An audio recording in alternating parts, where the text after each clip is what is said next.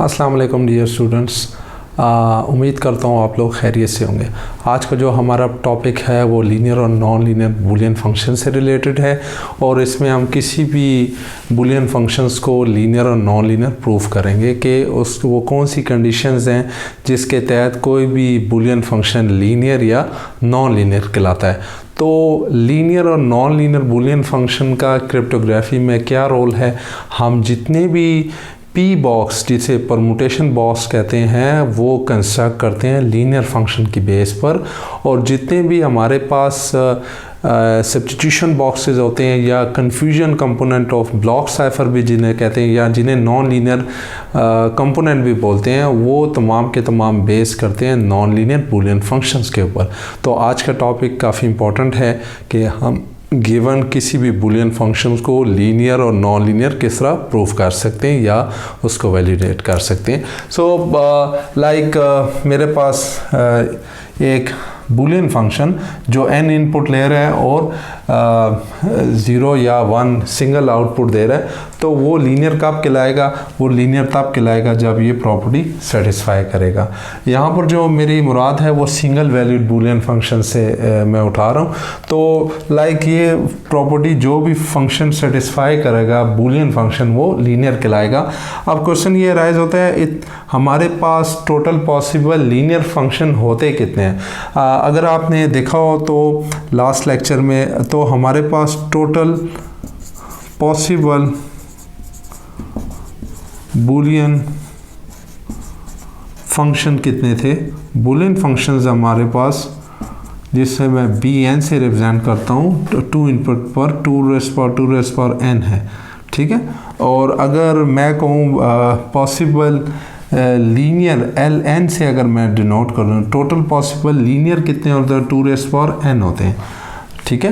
Total possible linear कितने हैं? 2 power n होते हैं। तो इसके अलावा जो बचते हैं वो आपके पास टोटल बूलियन में से लीनियर निकाल दें तो मेरे पास जो बचते हैं वो नॉन लीनियर बूलियन फंक्शंस होते हैं। तो लेट अस कंस्ट्रक्ट, अगर इफ़ मैं कहता हूँ अगर बूलियन फंक्शन z22 से z2 के ऊपर है, और आपको ये मैंने समझाया था कि z2 इज़ 0 and 1 और z22 से मेरी मुराद z2 into z2 है विच इज़ 0 0 0 1 1 0 and 1 1, ठीक है जी।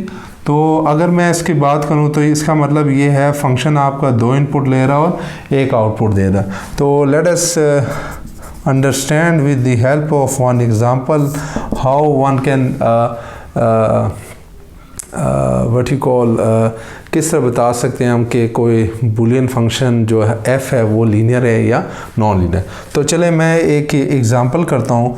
मेरे पास इनपुट है जो मैंने यहाँ पर लिए 2 इनपुट है 0 0 0 1 0 1 एंड देन 0 1। तो आउटपुट जिसकी आ रही है 2 इनपुट पर 0 0 पर 0 है, 0 0 1 पर भी 0 है, 1 0 पर भी 0 और 1 1 पर भी 0 आ रही। तो ये मैंने एक से सिंगल वैल्यूड बूलियन फंक्शन उठा लिया है जो 2 इनपुट उठा रहा है और सिंगल वैल्यूड पर मैप कर रहा है। तो लेट्स से इनपुट का जो सेट है इसको मैं बोल देता हूँ 0 s से डिनोट कर दें, 0 0 0 1 1 0 एंड 1 1। तो लेट्स से मैं 2 एलिमेंट उठाता हूँ x and y, these are belong from s, ठीक है। ये जो x एंड y है ये किसके एलिमेंट होंगे? इनपुट वेक्टर के। तो इनपुट मेरे पास सेट जो है वो क्या है? s है। तो इनपुट सेट में अगर आप देखें s है मेरे पास, तो लेट्स से x मैं उठाता हूँ 0 1 इस सेट में से, और y मैं उठाता हूँ 0 1 और x उठाता हूँ 0 0। अगर आप f अप्लाई करें x के ऊपर, यानी f अप्लाई करें 0 0 पर, यानी f 0 0 पर आउटपुट क्या दे रहा है? 0। और यही अगर आप अप्लाई करें y के ऊपर, तो f 0 1 पर आउटपुट क्या है इसकी? 0, ठीक है जी।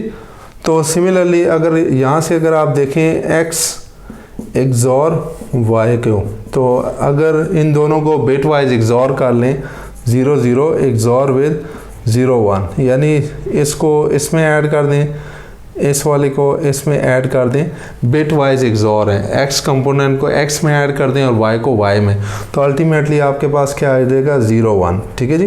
तो अब एफ अप्लाई करें इसके ऊपर, एक्स एक्सॉर वाई की जो रिज़ल्ट आया यानी एफ ऑफ 0 1। तो फंक्शन अगर आप इसको इस तरह लिख लें थोड़ा सा डाउन करके, ठीक है जी।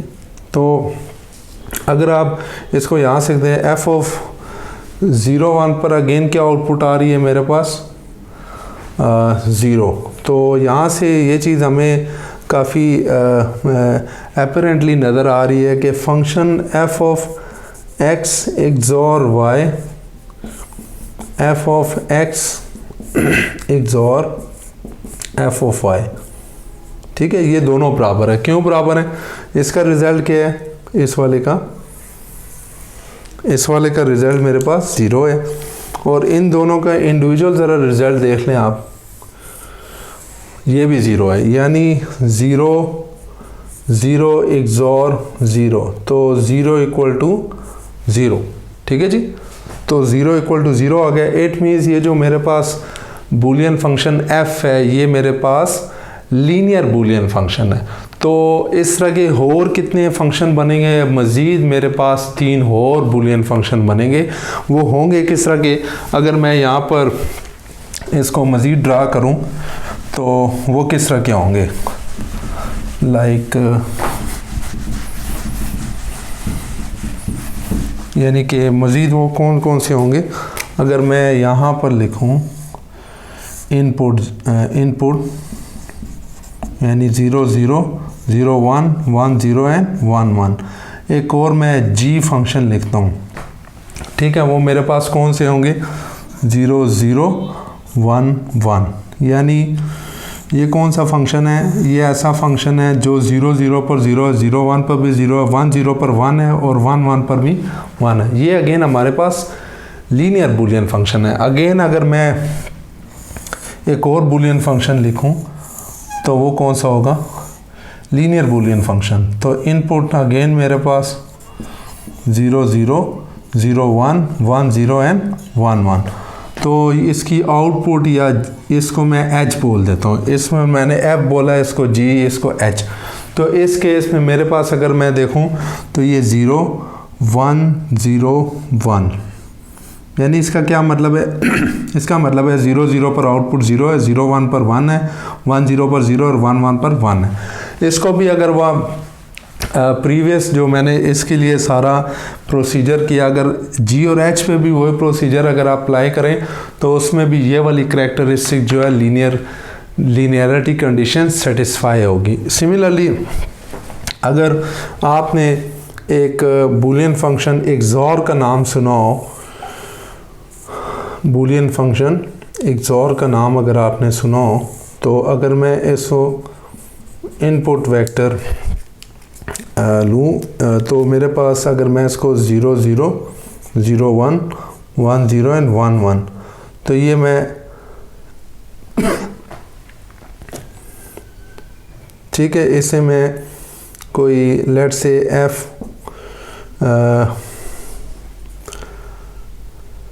के कह देता हूँ। ठीक है, के एक ऐसा फंक्शन है जो 0 1 1 0, जिसको आप वो भी बोलते हैं, एक्सॉर भी बोलते हैं। ठीक है, अगर आप के कर या इसको आप ये कर लें F1, ये F2, ये मेरे पास F3, ये मेरे पास F4 है। ठीक है, तो इसके ऊपर भी जब आप वो ये वाली प्रॉपर्टी चेक करेंगे जिस तरह के मैंने इस फंक्शन के लिए की, तो अगेन मेरे पास डियर स्टूडेंट इन चारों के लिए वो ये वाली करैक्टरिस्टिक्स सेटिस्फाई होगी, ये कंडीशन सेटिस्फाई होगी। तो ये हमारे पास टोटल 4 लीनियर बूलियन फंक्शन बन रहे हैं when your input is two input, यानी 2 इनपुट के ऊपर total possible 4 single valued linear Boolean function बनेंगे। उम्मीद करता हूँ आज का लेक्चर आप लोगों को समझ आया होगा। टिल देन अल्लाह हाफिज़, मे अल्लाह ब्लेस यू ऑल।